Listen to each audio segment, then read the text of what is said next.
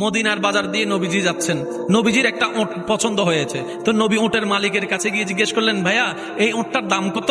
ওই দামাদামি হলো, নবী সে দামে কিনতে রাজি হলেন, কিন্তু নবীর কাছে তখন অর্থ ছিল না। তখন নবীজি ওনাকে বললেন, আপনি আমাকে ওঁটটা দেন, আমি এখনই গিয়ে আপনার সেই প্রাপ্যটা পাঠিয়ে দিচ্ছি। ওঁটের মালিক ওনাকে ওঁটটা দিয়ে দিলেন। আশেপাশে যারা ওঁটের মালিক ছিল সবাই জিজ্ঞেস করতেছে, এই পাগলা, তুমি কি যাকে ওঁট দিয়েছো তাকে চিনো? বলে যে না। নাম জানো? বলে যে না।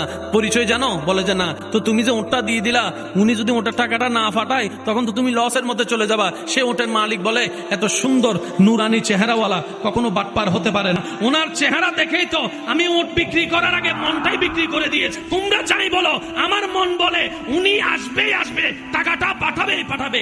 এই কথা বলতে না বলতে কিছুক্ষণ পরে নবীজির একজন সাহাবা এসে বলছেন, একটু আগে একজন ওট নিয়ে গিয়েছেন কাছ থেকে, ওটের মালিকটাকে একটু দেখতে চাই। উনি বলে যে আমার থেকে। তো উনি বললেন, আমাদের নবী আপনার থেকে ওটটা নিয়ে গিয়েছেন, ধরেন ওটের